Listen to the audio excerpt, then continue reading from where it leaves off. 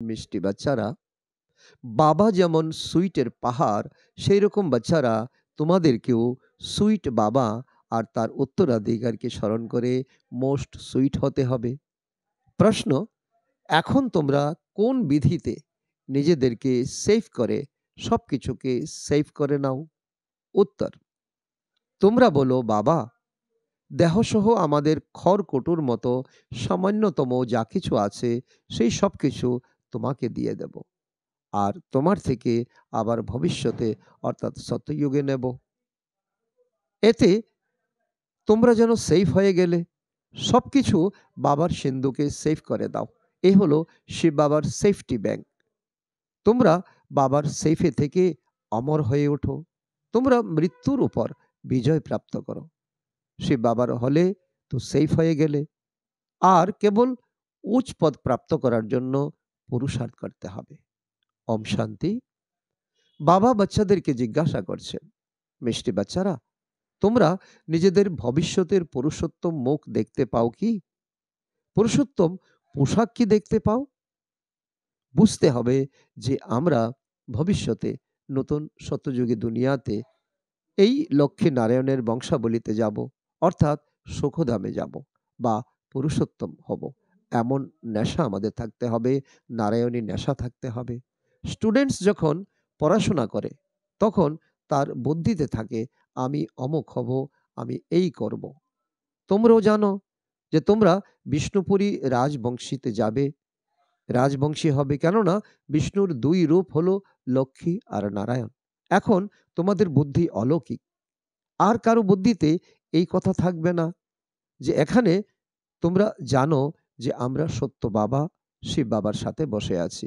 উনি টিচার হয়ে এসেছেন, আমরা গডলি স্টুডেন্ট হয়ে বসেছি। উচ্চতমর চেয়েও উচ্চ বাবা আমাদেরকে পড়াচ্ছেন। উনি হলেন মোস্ট সুইটেস্ট। এই সুইটেস্ট বাবাকে খুব ভালোবেসে স্মরণ করতে হবে, কেননা বাবা বলেন, বাচ্চারা, আমাকে স্মরণ করলে তো তোমরা এমন পুরুষোত্তম হতে হবে, লক্ষ্মী নারায়ণের মতো হবে। আর জ্ঞান রতন ধারণ করলে তোমরা ভবিষ্যতে 21 জন্মের জন্য পদ্মা পদমপতি হবে। বাবা এমনই বরদান দেন। মিষ্টি মিষ্টি স্বজনীদের বা মিষ্টি মিষ্টি সুযোগ্য বাচ্চাদের বরদান প্রাপ্ত হবে। মিষ্টি মিষ্টি বাচ্চাদের দেখে বাবা খুশি হন। বাচ্চারা জানে এই নাটকে সবাই নিজেদের পার্ট প্লে করছে। অসীম জগতের বাবাও এই অসীম জগতের ড্রামাতে তোমাদের সম্মুখে উপস্থিতির ভূমিকা পালন করছে। সুইটেস্ট বাবা, সুইট বাবার সুইট বাচ্চাদের চোখের সামনে থাকেন। আত্মা এই শরীরের অর্গানসের দ্বারা একে অপরকে দেখে। তোমরা তো হলে সুইট চিলড্রেন। বাবা জানেন যে আমি বাচ্চাদের খুবই সুইট বানাতে আসি। এই লক্ষ্মী নারায়ণ তো হলেন মোস্ট সুইট, তাই না? যেমন এদের রাজধানী সুইট, তেমনি এদের প্রজাও হলো সুইট। যখন মন্দিরে তোমরা যাও তখন এই দেবদেবীর মূর্তি কত সুইট দেখতে পাও।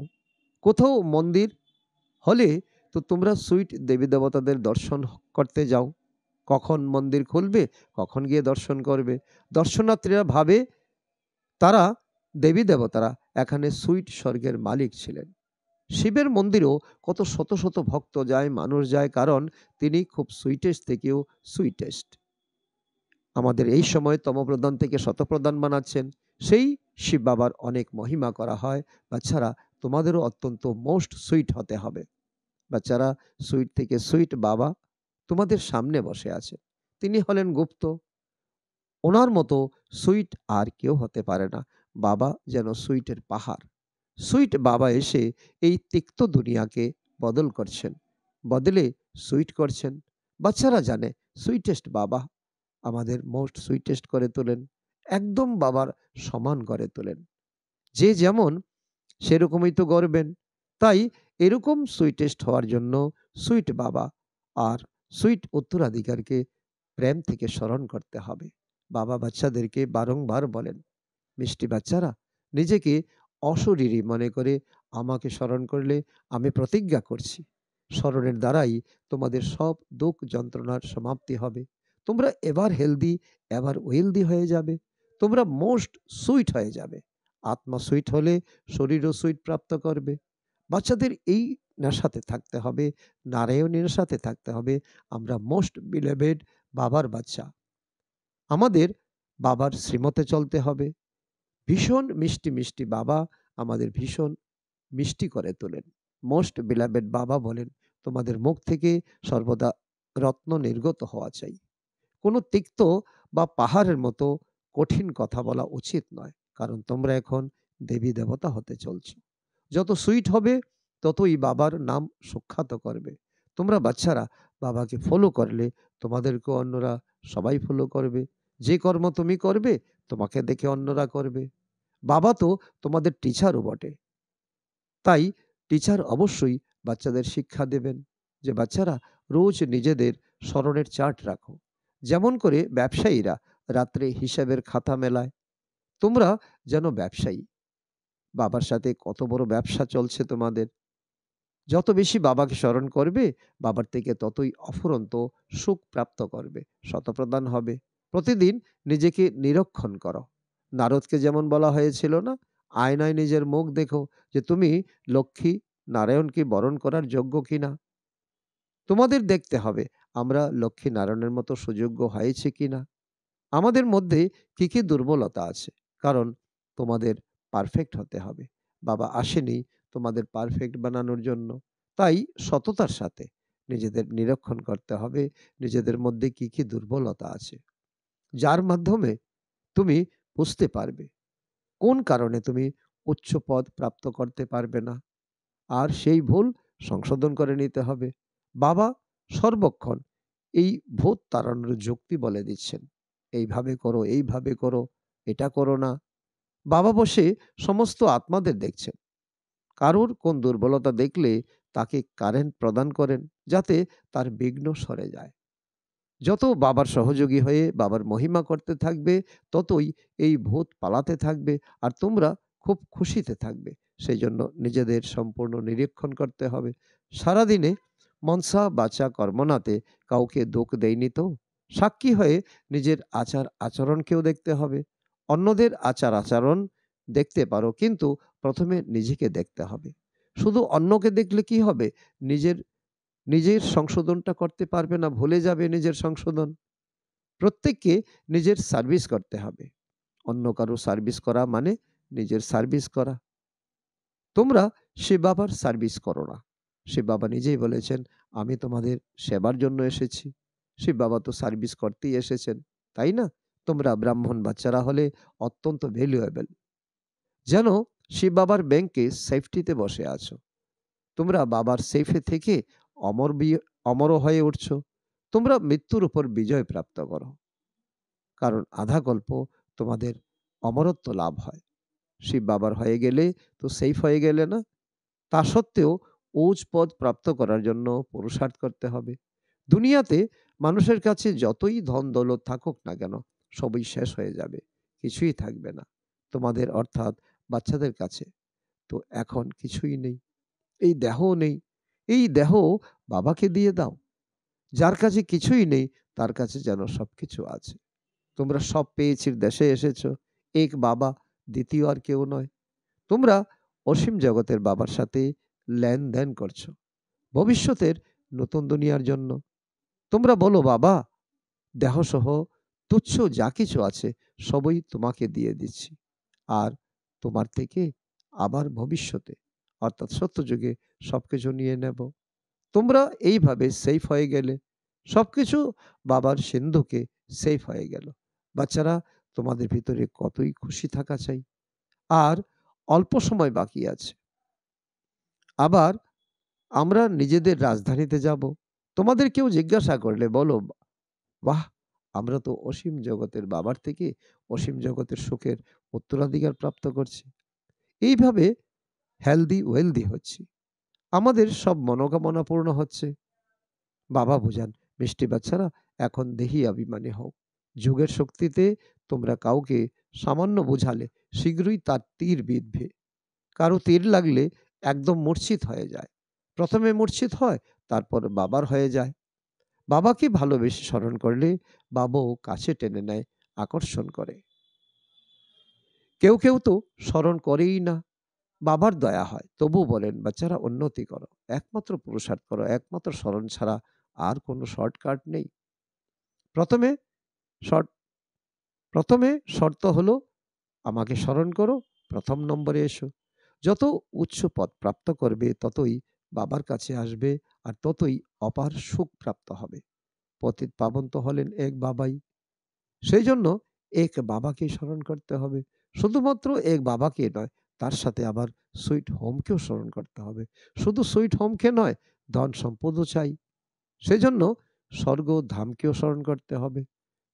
মূল কথা, তোমাদের সবকিছু পরমধাম, সত্যযুগ, বাবা সবকিছুকে ইয়াদ করতে হবে, স্মরণ করতে হবে। অবশ্যই পবিত্র হতে হবে। বাচ্চাদের যতটা সম্ভব অন্তর্মুখী হয়ে থাকতে হবে। অতিরিক্ত বলবে না, কম বলবে, মিঠা বলবে, শান্ত হয়ে থাকো। বাবা বাচ্চাদেরকে শিক্ষা দেন, মিষ্টি বাচ্চারা, অশান্তির বিস্তার করো না। নিজের ঘর গৃহস্থ থেকেও অনেক শান্তিতে থাকো, অন্তর্মুখী হয়ে থাকো। অতি মধুরভাবে কথা বলো। কাউকে দুঃখ দেবে না, ক্রোধ করবে না। ক্রোধের ভূত থাকলে স্মরণে থাকতে পারবে না। বাবা কত মধুর, তাই বাচ্চাদেরকে বোঝান। বুদ্ধিকে বিভ্রান্ত করো না। বাহ্যমুখী হইও না, অন্তর্মুখী হও, সদা সুখী হতে পারবে। বাবা কত লাভলি, কত পিওর। বাচ্চারা, তোমাদেরকেও নিজের সমান পিওর করে তোলেন।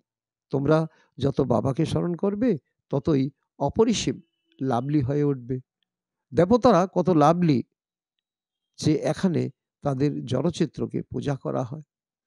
তাই বাবা বলেন, বাচ্চারা, তোমাদের আবার এরকম লাভলি হতে হবে। কোনো দেহধারী কোনো বস্তু যেন স্মরণে না আসে। এত ভালোবেসে বাবাকে স্মরণ করতে হবে, ব্যাস, যেন বসে বসে প্রেমের অশ্রু বইতে থাকবে। বাবা ও মিষ্টি বাবা, তোমার কাছ থেকে তো আমরা সবকিছু প্রাপ্ত করা হয়ে গেছে। বাবা, তুমি আমাদের কত লাভলি করে তুলছো। আত্মা লাভলি হয়ে ওঠে, তাই না? যেমন বাবা হলেন অত্যন্ত লাভলি, পিওর, তেমন পিওর হতে হবে। অনেক ভালোবেসে বাবাকে স্মরণ করতে হবে। বাবা, তুমি ছাড়া আমাদের সামনে দ্বিতীয় কেউ নয়। বাবার মতো সুন্দর আর কেউ নেই। প্রত্যেকেই সেই এক প্রীতমের প্রিয়তমা হয়ে ওঠো। তাই সে প্রীতমকে খুব স্মরণ করতে হবে। বাবা বলছেন, লৌকিক প্রেমিক প্রেমিকারা কেউ একসঙ্গে থাকে না। একে অপরকে একবার দেখে নিল, ব্যাস। তাই বাবা বলেন, মিষ্টি বাচ্চারা, একমাত্র মামেকম স্মরণ করলে তোমাদের জীবন পার হয়ে যাবে, তরি পার হয়ে যাবে। যেরকম মিষ্টি বাবার দ্বারা আমরা হিরে তুল্য হয়ে উঠছি, এরকম বাবার সাথে আমাদের কত ভালোবাসা আছে। খুবই ভালোবাসার সাথে বাবাকে স্মরণ করে ভিতরে রোমাঞ্চ অনুভব হওয়া চাই। যাই ডিফেক্ট থাকুক না কেন, সেটাকে সরিয়ে পিওর ডায়মন্ড হতে হবে। যদি সামান্যতম খাঁটি কম হয়, তবু ভ্যালু কমে যায়। নিজেকে খুবই ভ্যালুয়েবল হীরা তৈরি করতে হবে। বাবার স্মরণে থাকার জন্য যেন মন ব্যতিব্যস্ত হয়ে ওঠে। ভুলে গেলে চলবে না, বরং আরো বেশি স্মরণে ব্যতিব্যস্ত থাকতে হবে। বাবা বাবা বলে একদম স্থির, শান্ত, শীতল হয়ে যেতে হবে। বাবার থেকে কত বিশাল পরিমাণে উত্তরাধিকার প্রাপ্ত হয়। তোমরা বাচ্চারা এখন নিজের দৈবী রাজধানী স্থাপন করছো। পুরুষার্থ তো সবাই করে। যে বেশি পুরুষার্থ করে, সে বেশি পুরস্কৃত হয়। এটাই হলো নিয়ম। স্থাপনার কাজ চলছে। একে দৈবী রাজধানী বলো বা বাগানই বলো। বাগানেও নম্বর অনুযায়ী ফুল হয়। কোনো বাগানে তো ফার্স্ট ক্লাস ফল হয়, কোনোটায় অল্প ফল হয়। এটাও তেমনই। কল্প পূর্বে যেমন মধুর হয়েছ, সুগন্ধিত হয়েছ, তা নম্বর অনুযায়ী, পুরুষার্থ অনুসারে ভ্যারাইটি ফুল আছে। বাচ্চারা, সুনিশ্চিত যে অসীম জগতের বাবার দ্বারা আমরা স্বর্গের মালিক হচ্ছি। স্বর্গের মালিক হলে অনেক খুশি থাকি। তাই বাবা বসে বাচ্চাদেরকে দেখেন। মালিকের নজর তো ঘরের দিকেই থাকে। তিনি দেখতে থাকেন তোমাদের কি কি গুণ আছে, কি কি অবগুণ আছে। বাচ্চারাও জানে। সেজন্য বাবা বলেন, নিজের দুর্বলতা নিজেই দেখো, নিজেই লেখো। সম্পূর্ণতা তো কেউ এখনো প্রাপ্ত করেনি। হ্যাঁ, করবে তোমরা। পূর্বকল্পেও তোমরা করেছিলে। কল্প কল্প করে এসেছো। বাবা এও বোঝান মুখ্য দুর্বলতা হলো তোমাদের দেহ অভিমান। দেহ অভিমান খুবই পীড়াদায়ক, স্থিতিকে এগোতে দেয় না। এই দেহকে ভুলে যেতে হবে, এই পুরানো শরীর ছেড়ে যেতে হবে, দৈবী গুণও এখানে ধারণ করে যেতে হবে, ফিরে যেতে হবে। তাই কোনো দোষ ত্রুটি থাকা চলবে না। তোমরা তো হিরে হবে। কি কি ফ্লো আছে সেটা তো তোমরা জানো। স্থূল হীরাতেও ফ্লো থাকে, কিন্তু জড় পদার্থ বলে ওর ত্রুটি সরানো যায় না, তখন সেটা কেটে ফেলতে হয়। তোমরা তো হলো চৈতন্য হীরে, তাই যে ফ্লো থাকুক তা একেবারে বের করে শেষ পর্যন্ত ফ্লোলেস হতে হবে। যদি দোষ ত্রুটি না সরাও তবে ভ্যালু কম হয়ে যাবে। তোমরা চৈতন্য হওয়ার কারণে দোষ ত্রুটি নির্মূল করে দিতে পারো। আচ্ছা, মিষ্টি মিষ্টি হারানিধি বাচ্চাদের প্রতি মাতা পিতা বাপ দাদার স্মরণের স্নেহ সুমন আর সুপ্রভাত। আত্মাদের পিতা তার আত্মারূপী বাচ্চাদের জানাচ্ছেন নমস্কার।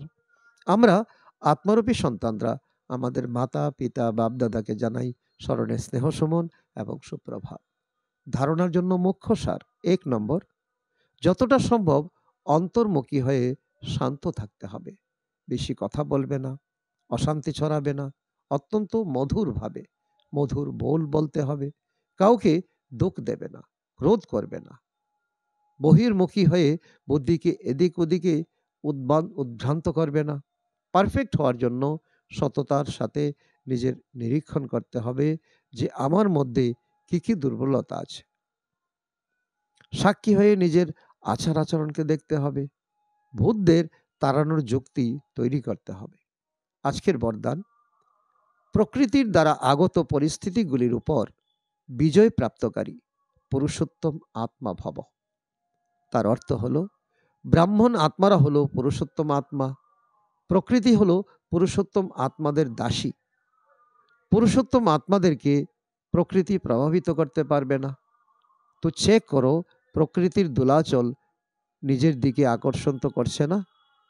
প্রকৃতি সাধন আর সেলভেশনের রূপে প্রভাবিত তো করছে না। যোগী বা প্রয়োগী আত্মার সাধনার সামনে সাধন সততই আসতে থাকবে। সাধন সাধনার আধার নয়, পরিবর্তে সাধনা সাধনকে আধার বানিয়ে নেয়। স্লোগান: জ্ঞানের অর্থ হলো অনুভব করা আর অন্যদেরকে অনুভবী বানানো। অব্যক্ত সাইলেন্সের দ্বারা ডবল লাইট ফরিস্তা স্থিতির অনুভব করা। সর্বদা নিজেকে ডবল লাইট মনে করে সেবা করতে থাকো। যত সেবাতে হালকা থাকবে ততই সহজে উঠতে থাকবে আর অন্যদেরকেও ওড়াতে থাকবে। ডবল লাইট হয়ে সেবা করা, স্মরণে থেকে সেবা করা, এটাই হলো সফলতার আধার। যতই আওয়াজ আর যতই তমোগুণী বাতাবরণ হোক না কেন, সাইলেন্সের শক্তির দ্বারা ব্যর্থকে সমাপ্ত হওয়ার কারণে শ্রেষ্ঠ স্থিতিতে স্থিত হওয়ার ফলে সদা আরামের অনুভব করতে পারবে। আচ্ছা, ওম শান্তি।